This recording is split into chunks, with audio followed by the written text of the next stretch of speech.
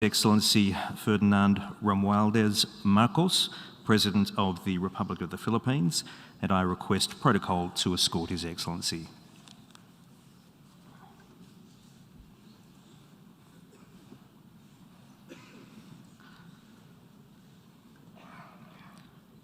On behalf of the General Assembly, I have the honour to welcome His Excellency Ferdinand Romualdez Marcos, President of the Republic of the Philippines, and to invite him to address the Assembly. Mr. President, Excellencies, I am Ferdinand Marcos, and I am the President of the Republic of the Philippines. I stand today on behalf of 110 million Filipinos.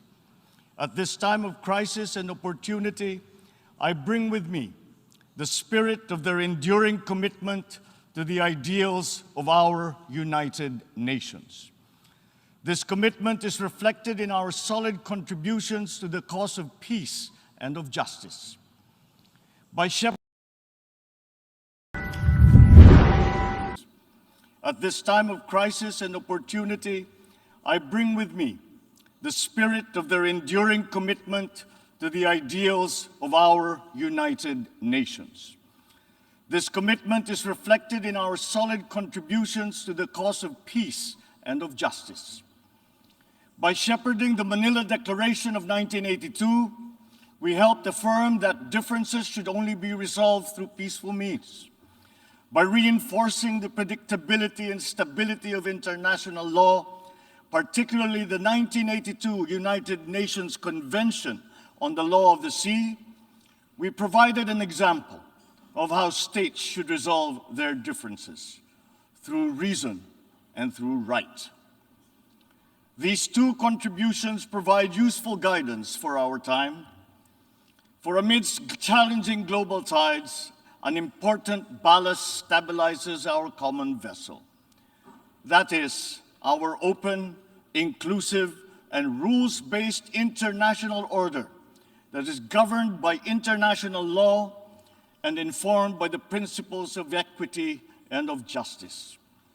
As I have underscored, the Philippines shall continue to be a friend to all and an enemy of none. This world order traces its roots to 77 years ago.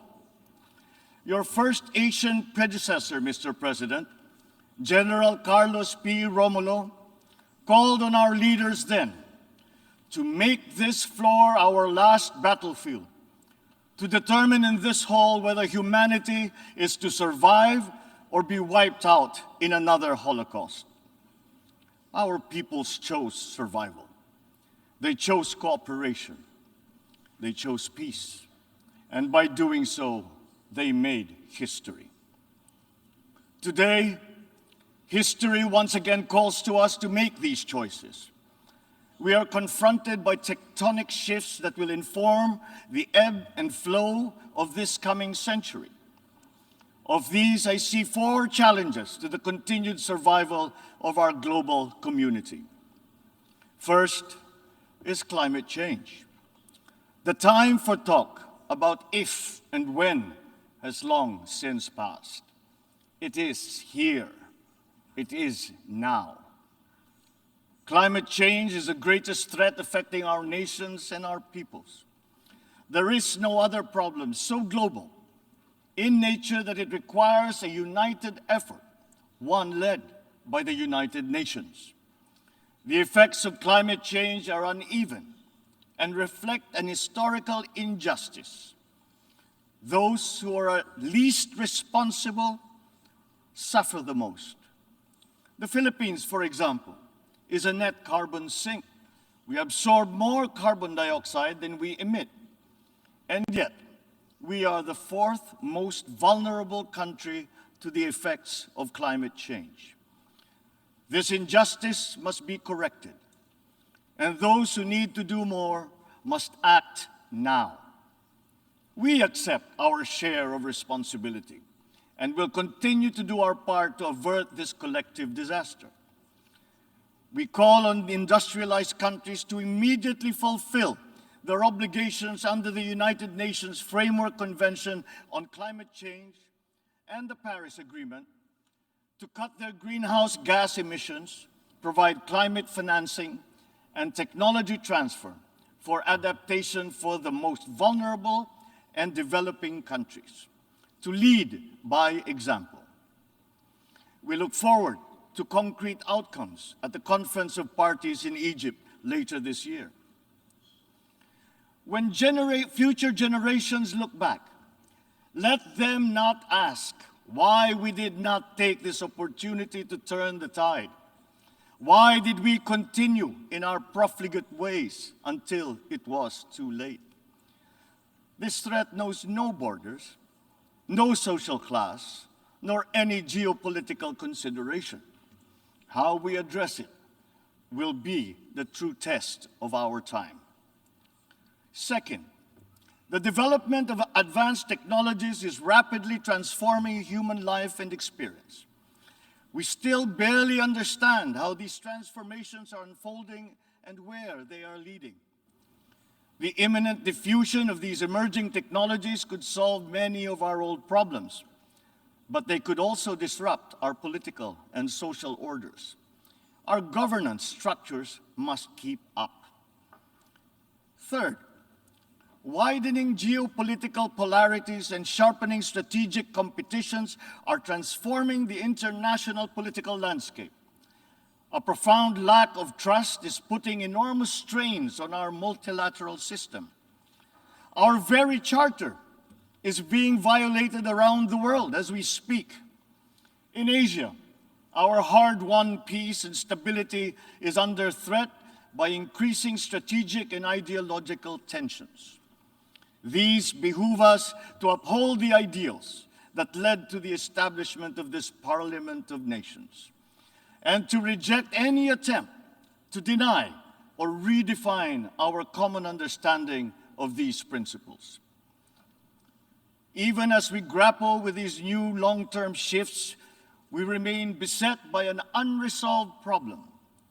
Inequalities and inequities within and among countries continue to persist, and they continue to demand urgent action. Therein lies our fourth transcendent challenge. This injustice was evident during the pandemic, when the richer nations immediately received vaccines at the expense of the have-nots. We see, for example, the dangers of this lurking in the persistent digital divide and in ballooning debt burdens. As we awaken from the economic stupor caused by the pandemic, we must reinvigorate the world economy. We must use public and private resources to encourage the expansion of trade, investment, and technology transfers to accelerate development. Knowledge and intellectual gains must flow freely to allow those lagging behind to catch up. Sustainable development will be hampered to the detriment of all if existing structures in the global economy remain unreformed.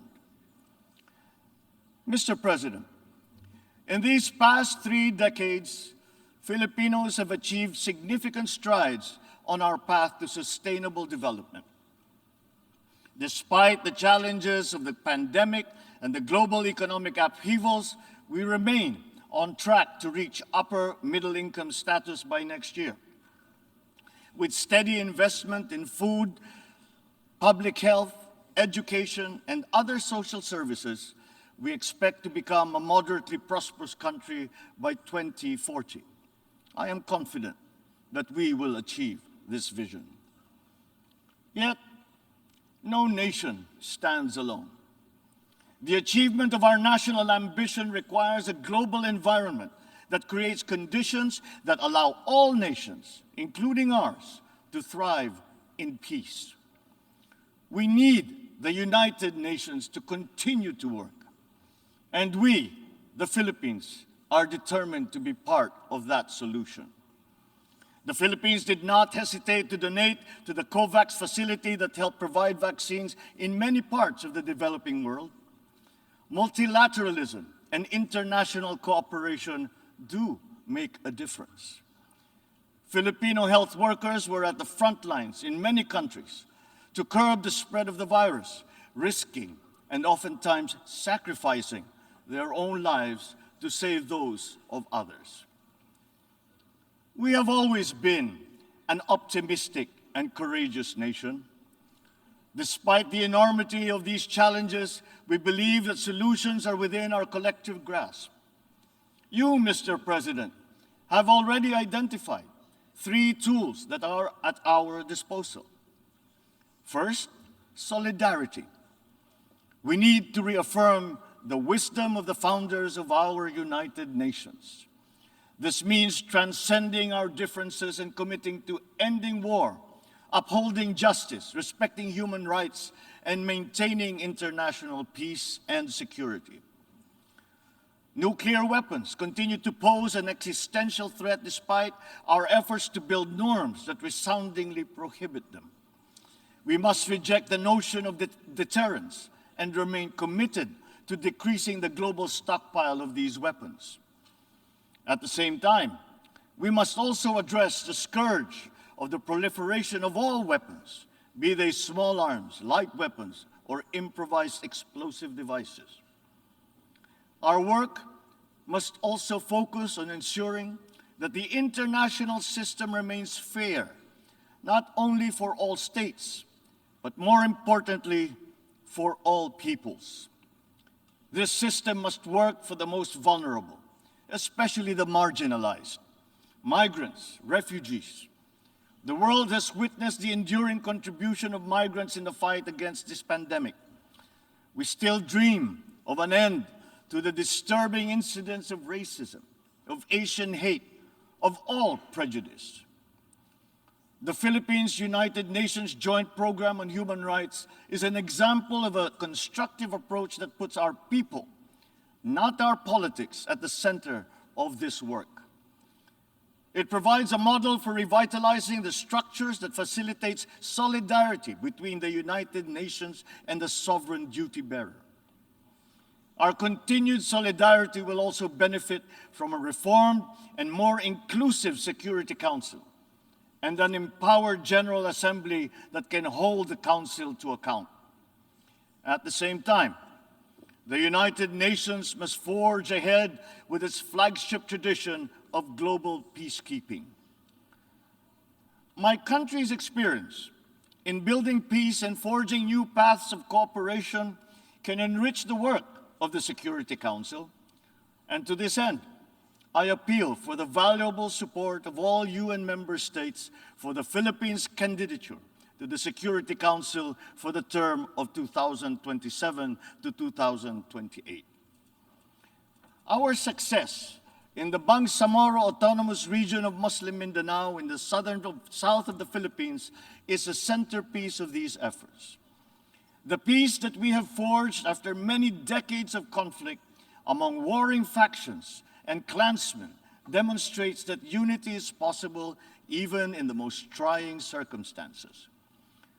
Inclusive dialogue involving all stakeholders, including women, the youth, faith leaders, and civil society, conducted with patience and good faith, has produced a credible and solid foundation for self-government that paves the way for lasting peace and sustainable development.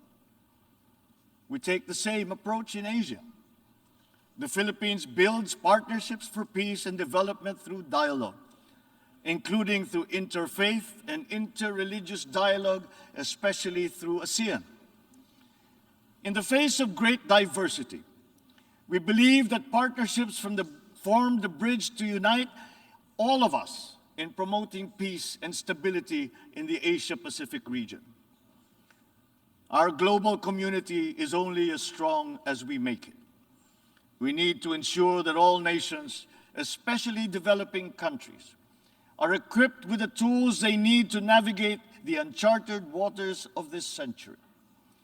This requires a transformative development agenda. We therefore welcome the Summit of the Future next year as an opportunity to collectively roll up our sleeves and chart our common path. Second, sustainability. We must seek solutions that preserve our planet. These solutions must transcend our time and win the future for the succeeding generations. We crafted the 2030 Agenda for Sustainable Development as a platform of unity where our societies can build a future that is resilient and that is inclusive, where our people can be healthy, happy, and secure.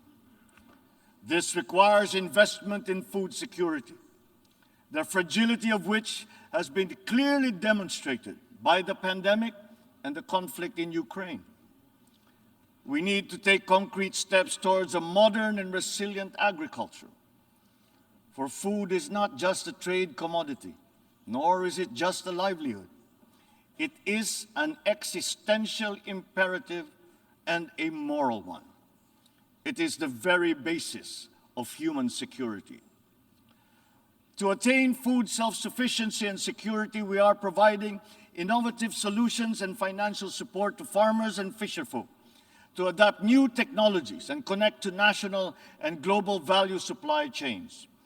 We look forward to forging cooperation with the UN and our partners to boost agricultural productivity and food security. As hosts to 17 UN agencies, programs, and funds, the Philippines strongly supports reforms to ensure that the UN development system delivers as one through its UN country team. Water connects our world and sustains our existence, but it is also a finite resource that requires our stewardship. Equally important, our biodiversity must be protected amidst the continuing challenge of climate change.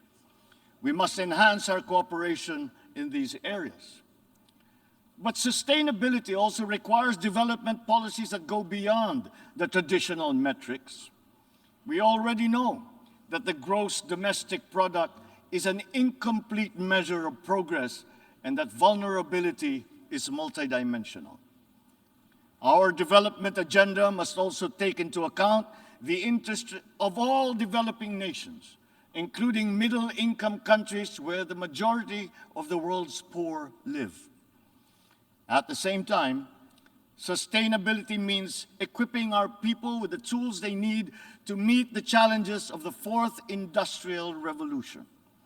Investments in education are key, and my administration is prepared to make such investments. The Philippines notes with appreciation the Transforming Education Summit held earlier this week, at which these subjects were taken up. There is perhaps no greater renewable resource than the creativity and innovation of our young. We understand the value of harnessing our people's talents by creating a robust and creative economy. We will continue to work with partners in promoting this at the international level. Finally, science. Knowledge and discovery remain the keys to unlock the potential of our dynamic future. Encouraging our young people's curiosity, honing their skills, and protecting their intellectual properties are important investments. Humankind is pushing back its horizons, both in the digital world and out in our physical universe. Access to these domains is an inalienable right of all nations, as are peaceful uses of all existing and emerging technologies. The Philippines is preparing for the future by laying the governance framework that will allow us to harness the power of renewable energy, develop the capacity to utilize the life sciences, such as medicine and virology, pursue digital solutions towards a more modern economy, and expand our presence in outer space. But we also need to update the global structures that facilitate international cooperation on the peaceful uses of nuclear energy, biology, chemistry, to name but a few. At the same time, we need new structures to govern rapid advances in other areas. We need to start by defining the norms of responsible behavior in cyberspace and outer space, and forming legal rules that will prevent the weaponization of artificial intelligence. The diffusion of cutting-edge technology across the economy is promising, but they could come at a cost. Our development agenda must consider the possible displacement of human labor as a result of advances in automation. We must prepare our economic structures for this. We should start building the necessary supports for those sectors affected. Mr. President, the transcendent challenges of our time are as consequential as those that faced us 77 years ago when we founded this august body. We are indeed at a watershed moment, one that requires a refounding of these, our United Nations. Mr. President, Your Excellencies, the world is ready for transformation. It is up to us as leaders of our nations to move and shape that transformation. The future beckons, and we can embark upon that journey as single nations or as a world in harmony. I say, let the challenges of one people be the challenges for all nations. And in that way, the success of one will be a success for us all. The peoples of the world look to their leaders, to us, to make into reality these aspirations for our future. We must not fail them. And if we stand together, we will not fail them. If we stand together, we can only succeed. Let us dream, let us work for those successes for all our nations united. Thank you and good day. On behalf of the Assembly, I wish to thank the President of the Republic of the Philippines for the statement just made and request protocol to escort his